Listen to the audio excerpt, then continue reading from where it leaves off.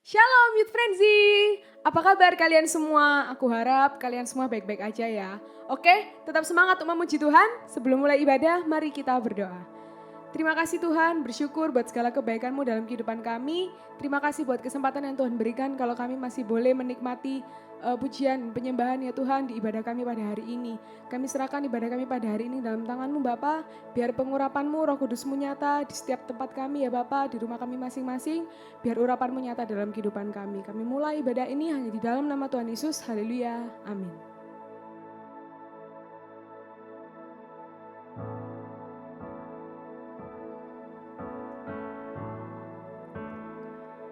Sebab kami mau datang ke hadirat-Mu Tuhan. Kami mau menikmati setiap Roh Kudus-Mu dalam hidup kami. Roh Kudus hadir di sini. Pribadi yang menawan dan suci. Ku rindu mendekat, mengerti hati-Mu, berjalan dengan kehendak-Mu. Roh Kudus hadir di sini, penolong yang sejati dan suci. Ku rindu mendekat, mengerti hati-Mu, berjalan dengan kuasa-Mu. Bekerjalah ya Roh Kudus, bertatalah lebih lagi urapan-Mu, lawatanmu, Kaulah yang ku perlu, Kau terutama di hidupku.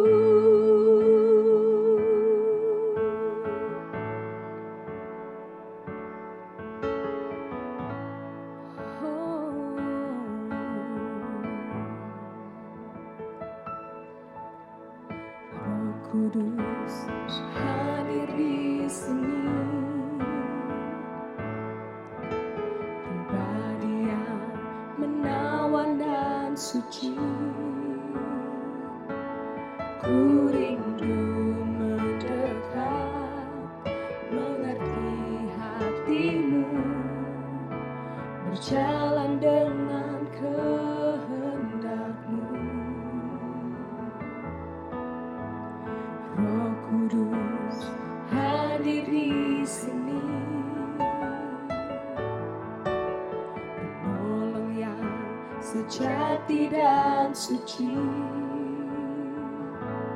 Ku rindu mendekat, mengerti hati-Mu, berjalan dengan kuasa-Mu.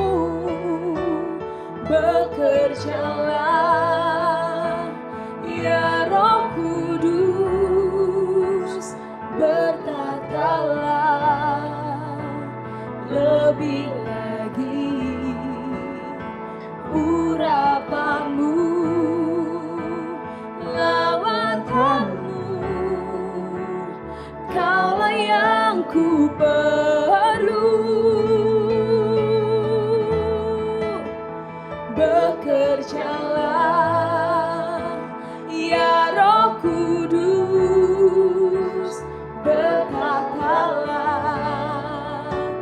lebih lagi urapan-Mu, lawatanmu, Kaulah yang ku perlu.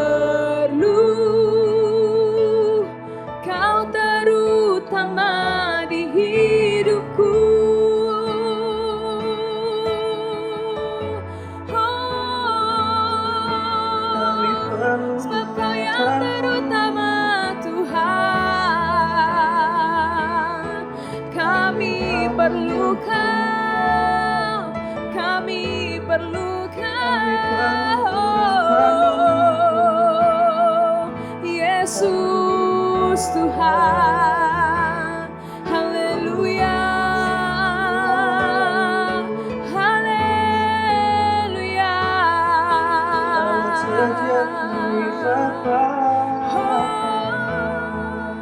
Kami perlu curahan-Mu Tuhan.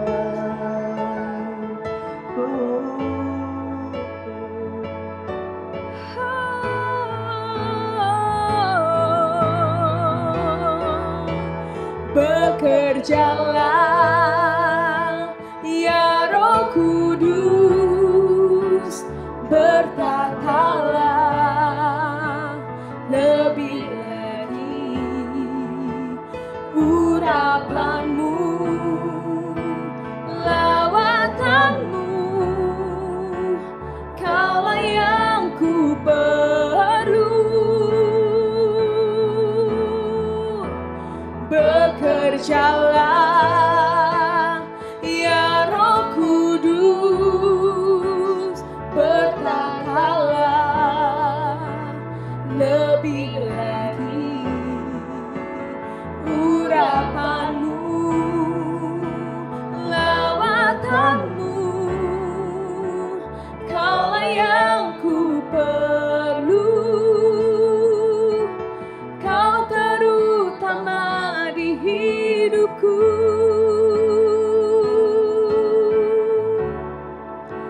Kaulah yang ku perlu. Kau terutama di hidupku.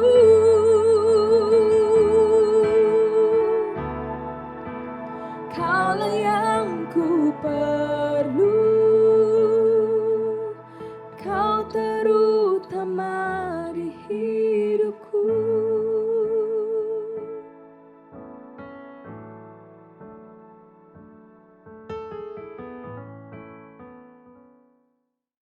Shalom Frenzy members, dimanapun kalian berada, saya menyapa kalian semua dan saya berharap kalian dalam keadaan baik, sehat, dan dalam pemeliharaan Tuhan Yesus. Nah, hari ini kita mau ibadah, kita mau dengarkan firman Tuhan, dan mari kita satukan hati kita berdoa terlebih dahulu. Terima kasih ya Tuhan, kami sungguh mengucap syukur buat sore hari ini. Kau sungguh baik buat kami Tuhan. Kami bersyukur buat kesehatan, keselamatan yang selalu Engkau tunjukkan dalam kehidupan kami. Kami adalah anak-anak-Mu Tuhan, kami percaya bahwa pemeliharaan-Mu selalu sempurna bagi kami. Terima kasih ya Tuhan, dan saat ini kami mau mendengarkan firman-Mu, kami percaya juga Tuhan yang mengurapi hati kami. Biarlah Engkau Tuhan yang memberikan kami Roh Kudus supaya kami boleh mengerti apa yang kami dengarkan saat ini dan kami boleh menjadi pelaku firman-Mu dalam kehidupan kami. Terpujilah nama-Mu ya Tuhan, di dalam nama Tuhan Yesus Kristus kami berdoa dan mengucap syukur. Haleluya, amin. Nah, hai Frenzy, apa kabar kalian semuanya? Kami berharap kalian dalam keadaan baik dan sehat ya. Semoga Tuhan melindungi kita dimanapun kita berada. Nah, pada kesempatan ini kita belajar mengenai Roh Kudus. Dalam 1 bulan terakhir ini kita sudah belajar mengenai lead by Holy Spirit. Di minggu pertama, ada yang masih ingat? Ya, eksistensi Roh Kudus. Kemudian di minggu kedua, peran Roh Kudus. Dan di minggu ketiga, tanda dipimpin Roh Kudus. Nah, saat ini kita belajar di minggu keempat ini adalah karunia Roh Kudus. Roh Kudus adalah suatu pribadi Allah yang tunggal. Oleh karena itu, kita harus mencintai dan menghormati Roh Kudus. Sama seperti kita menghormati Allah Bapa dan juga Allah Anak, yaitu Yesus Kristus. Nah, Roh Kudus sendiri memiliki kuasa di antaranya karunia Roh Kudus yang dapat diimpartasikan kepada setiap kita yang merindukannya. Nah, kita lihat kebenaran firman Tuhan di dalam 1 Korintus 12 ayat 8 sampai dengan 11. Saya akan bacakan buat kita semuanya. Sebab kepada yang seorang Roh memberikan karunia untuk berkata-kata dengan hikmat, dan kepada yang lain Roh yang sama memberikan karunia berkata-kata dengan pengetahuan.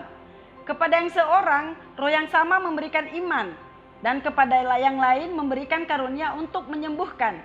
kepada yang seorang Roh memberikan kuasa untuk mengadakan mukjizat, dan kepada yang lain Ia memberikan karunia untuk bernubuat, dan kepada yang lain lagi Ia memberikan karunia untuk membedakan bermacam-macam roh. Kepada yang seorang Ia memberikan karunia untuk berkata-kata dengan bahasa roh, dan kepada yang lain Ia memberikan karunia untuk menafsirkan bahasa roh itu. Tetapi semuanya ini dikerjakan oleh Roh yang satu dan yang sama, yang memberikan karunia kepada tiap-tiap orang secara khusus seperti yang dikehendakinya. Nah, hari ini kita belajar mengenai karunia Roh Kudus. Nah, di dalam pembacaan kita tadi terdapat 9 karunia Roh Kudus yang akan Dia impartasikan, yang akan Tuhan impartasikan, Tuhan berikan kepada setiap orang yang merindukannya. Yang pertama adalah karunia berkata-kata dengan hikmat. Ya, karunia ini adalah karunia hikmat. Hikmat adalah pengertian dan juga pemahaman untuk segala sesuatu. Jadi, orang yang memiliki karunia hikmat, dia akan lebih memiliki pengertian dan juga memiliki pemahaman yang lebih untuk segala sesuatu, untuk membaca segala sesuatu, mengetahui segala sesuatu. Nah, itu adalah karunia hikmat dan itu datangnya dari Roh Kudus. Kemudian yang kedua adalah perkataan pengetahuan. Nah, ini merupakan kecerdasan untuk mengenali peristiwa yang tidak pernah dilihat atau dirasakan sebelumnya. Jadi kalau kamu melihat ada orang berkata-kata dengan pengetahuan atau memiliki kecerdasan mengenai peristiwa yang tidak pernah dilihatnya sebelumnya, itu berarti tandanya dia memiliki karunia pengetahuan. Ya. Kemudian karunia yang ketiga yang akan Roh Kudus berikan bagi kita yaitu karunia iman. Nah, karunia iman itu adalah karunia untuk percaya kepada Tuhan. Nah, saat ini kalau kamu punya iman berarti kamu sudah punya karunia Roh Kudus. Sekarang tanya pribadimu, apakah kamu sudah memiliki iman? Tentu sudah, saya percaya itu, dan itu berarti kamu sudah memiliki karunia iman. Itu bagus. Kemudian karunia keempat, karunia untuk menyembuhkan. Nah, ini luar biasa. Karunia menyembuhkan ini salah satu karunia Roh Kudus atau karya Roh Kudus yang dahsyat, di mana kita bisa menggunakannya untuk menyembuhkan orang. Makanya jangan heran kalau ada hamba Tuhan, dia berdoa atau dia menumpangkan tangan kepada seorang yang sakit, kemudian orang sakit tersebut bisa sembuh, bisa sehat kembali. Itu berarti dia memiliki karunia Roh Kudus. Atau mungkin kamu pernah mengalaminya ketika anggota keluargamu sakit, kemudian kamu berdoa kepada Tuhan, kemudian terjadi mukjizat kesembuhan. Itu adalah karunia kesembuhan. Kemudian ada karunia mengadakan mukjizat yang kelima. Nah, ini sama dengan murid-murid Tuhan Yesus. Ketika mereka dipenuhi oleh Roh Kudus, mereka banyak mengadakan mukjizat, tanda-tanda heran. Ya, misalnya mereka bisa menyembuhkan orang sakit, mengusir setan, atau mengadakan hal-hal yang belum pernah terjadi sebelumnya. Nah, itu adalah karunia mukjizat. Kemudian yang keenam adalah karunia untuk bernubuat. Nah, ini karunia ini sangat luar biasa. Biasa disebut karunia kenabian, ya, karunia kenabian. Biasanya menyampaikan pesan-pesan yang daripada Tuhan. Nah, ini yang disampaikan pesan-pesan yang daripada Tuhan. Biasanya karunia bernubuat ini adalah dilakukan oleh orang-orang yang mendapat pewahyuan daripada Tuhan. Nah, kalau pada zaman dahulu, pada zaman perjanjian lama, yang bisa bernubuat, yang dapat bernubuat itu adalah para nabi. Ya, para nabi. Tetapi di zaman perjanjian baru, Tuhan berkata bahwa semua orang bisa bernubuat. Laki-laki, perempuan, teruna-teruna akan bernubuat. Jadi kamu pun bisa bernubuat, ya. Kamu bisa memiliki karunia bernubuat. Nah, ingat, semua orang bisa bernubuat, tetapi tidak semua orang bisa jadi nabi, ya. Semua nabi bisa bernubuat, tetapi semua orang tidak bisa jadi nabi, ya. Itu. Kemudian karunia yang ketujuh adalah karunia membedakan roh. Jadi ini kemampuan untuk membedakan roh apa ya. Jadi kalau dia melihat sesuatu, dia merasakan sesuatu, dia bisa mengetahui ini roh dari mana ini. Roh damai sejahtera atau roh dari yang jahat. Itu bisa karunia membedakan roh. Kemudian ada berbahasa roh. Nah, ini lagi ngetren nih berbahasa roh ya. Nah, berbahasa roh didapat dari karunia Roh Kudus, bukan dibuat-buat loh ya. Jadi jangan heran kalau misalnya kamu memasuki suatu gereja, kemudian ada orang berbahasa, kemudian kamu tidak tahu artinya, kemudian kamu bertanya, ada apa ya? Dia bilang apa ya? Ngomong apa dia? Nah, itu adalah karunia berbahasa roh. Saya mau bersaksi sedikit. Dulu sebelum saya menerima karunia Roh Kudus berbahasa roh, ketika saya di gereja, saya sering agak risih mendengarkan orang-orang yang ada di sekitar saya, mereka berbahasa roh. Saya merasa terganggu. Nah, pada saat itu saya belum dipenuhi oleh Roh Kudus. Jadi saya merasa aneh dan saya nggak suka. Saya nggak suka. Tetapi seiring waktu, setelah saya merindukan Tuhan, kalau memang ini dari Roh Kudus, tolong saya juga ingin berbahasa roh seperti mereka. Dan ternyata bahasa roh Tuhan berikan kepada saya. Nah, itu adalah karunia bahasa roh. Kalau kamu ingin memiliki karunia bahasa roh, silakan minta kepada Tuhan supaya Tuhan memberikan kepadamu, ya. Kemudian yang ke-9 adalah menafsirkan bahasa roh. Nah, bahasa roh itu ada karunia untuk menafsirkannya, ya.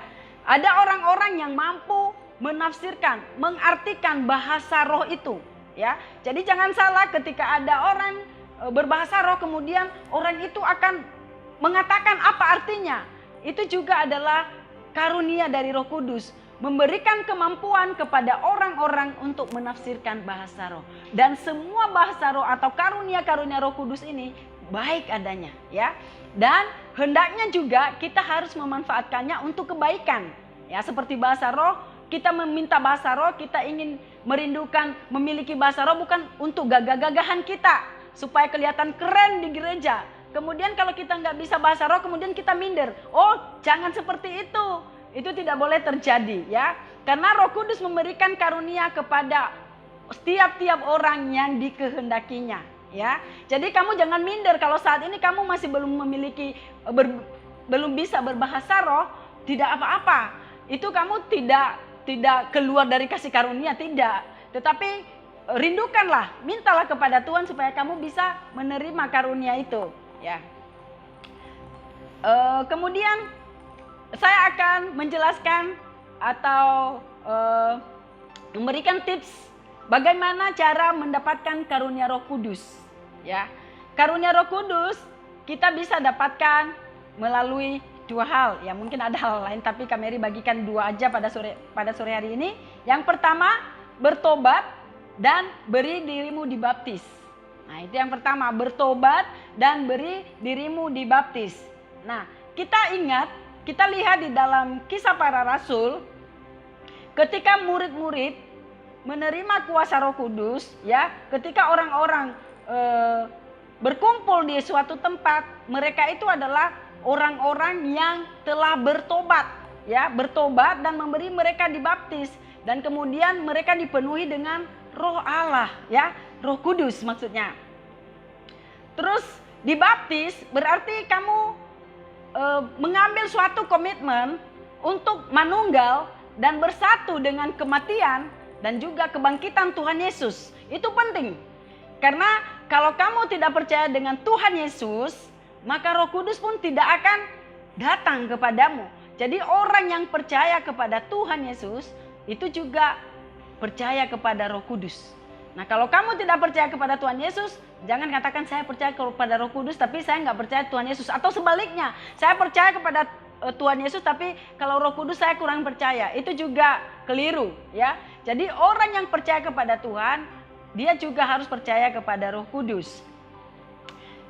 Itu yang pertama. Kisah Para Rasul 2 ayat 38 dikatakan, jawab Petrus kepada mereka, bertobatlah dan hendaklah kamu masing-masing memberi dirimu dibaptis dalam nama Yesus Kristus untuk pengampunan dosamu, maka kamu akan menerima karunia Roh Kudus. Syarat pertama supaya kita bisa menerima karunia Roh Kudus adalah bertobat dan beri dirimu dibaptis. Bertobat artinya meninggalkan sifat-sifat lama Atau kalau dulu kamu belum percaya Yesus, sekarang kamu harus bertobat, percaya sepenuhnya kepada Yesus. Nah, itu artinya ya, bertobat supaya dosa-dosa kita diampuni. Jadi artinya apa? Ketika dosa kita diampuni, kita menjadi kudus.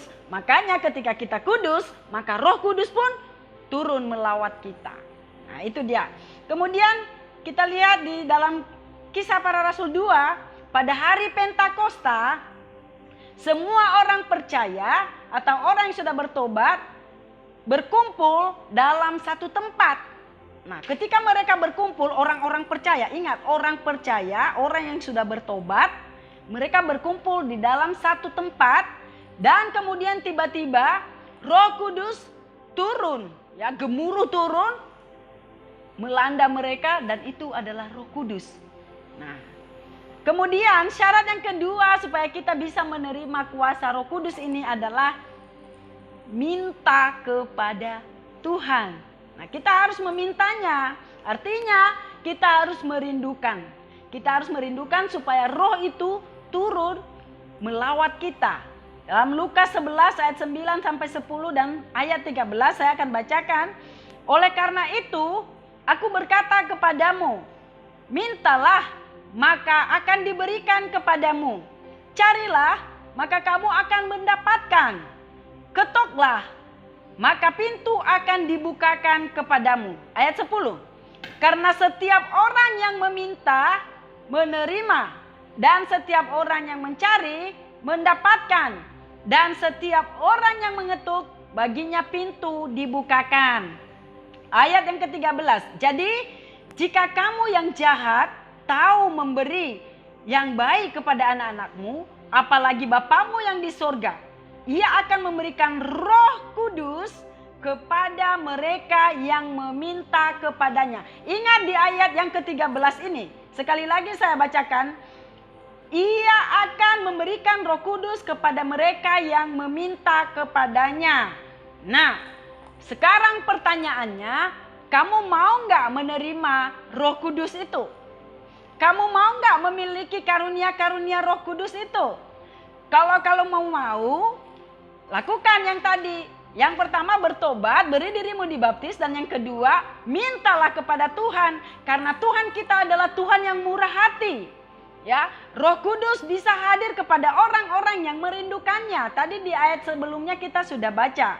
Nah, saya berharap supaya kalian dimanapun berada, kalian dipenuhi oleh Roh Kudus. Nah, saat ini kalau kamu merindukan Roh Kudus itu, nanti kita akan berdoa di akhir khotbah saya ini, kita akan berdoa bersama-sama.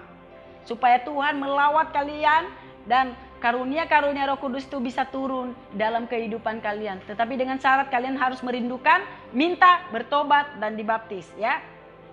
Kemudian, terus apa dong fungsinya?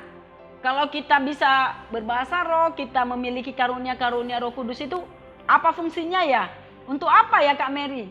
Ya, Roh Kudus itu sangat penting bagi kehidupan kita. Karunia Roh Kudus hendaknya digunakan untuk kepentingan bersama. Ya, ada ayatnya. Untuk kesejahteraan dan kesatuan persekutuan kita.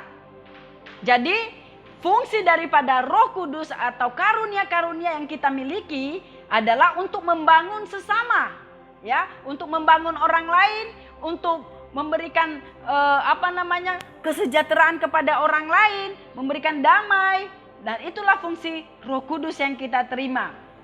Di dalam 1 Korintus 12 ayat 7 dikatakan, tetapi kepada tiap-tiap orang dikaruniakan pernyataan roh untuk kepentingan bersama. Jadi kalau kamu memiliki karunia Roh Kudus, gunakanlah untuk kepentingan bersama. Jangan untuk menyombongkan diri, itu tidak baik, ya. Jadi hendaknya digunakan untuk kepentingan bersama, menolong orang. Ya, kalau kamu memiliki karunia kesembuhan, penyembuhan, ya gunakan untuk menolong orang, ya. Kalau kamu memiliki karunia berhikmat atau berkata-kata dengan hikmat, gunakan untuk menasihati orang. Nah, itu baik, ya. Jadi nama Tuhan dipermuliakan di dalam kehidupan kita. Nah, saya tidak berpanjang untuk menyampaikan firman ini. Di lain waktu kita akan belajar kembali tentang Roh Kudus. Nanti yang belum ikut My Home, ada pelajaran khususnya sesi Roh Kudus, kamu boleh ikut. Dan juga nanti ada waktu, kita akan berikan waktu untuk mengimpartasikan Roh Kudus. Nah, jangan lewatkan kesempatan ini. Saya himbau semua friendsi dimanapun kalian berada, kamu harus ikut dalam momen ini. Nanti akan ada pengumuman dari leader masing-masing kapan diadakan. Nanti tolong disediakan waktunya supaya kalian dipenuhi dengan Roh Kudus. Nah, itu saja yang bisa saya sampaikan pada sore hari ini. Semoga kita semua diberkati Tuhan. Dan saya minta Roh Kudus akan memberikan pengertian-pengertian yang baru kepada kalian semua untuk mengerti apa yang kita pelajari pada hari ini. Jangan lupa, berikan dirimu untuk dipimpin oleh Roh Kudus. Karena kalau hidupmu dipimpin oleh Roh Kudus, maka jalanmu akan sesuai dengan ketetapan firman Tuhan. Dan saya yakin bahwa hidupmu akan diberkati. Ya, dan akhir hidupmu adalah damai sejahtera. Sekian firman Tuhan pada sore hari ini. Tuhan Yesus memberkati kita semuanya. Mari kita berdoa. Bapa, terima kasih. Hamba-Mu berdoa Tuhan pada sore hari ini. Kami sudah selesai mendengarkan firman-Mu. Kami percaya Tuhan dan Allah Roh Kudus akan memberikan kami pengertian-pengertian yang baru. Supaya apa yang kami dengarkan pada sore hari ini Tuhan boleh menjadi kenyataan bagi kehidupan kami.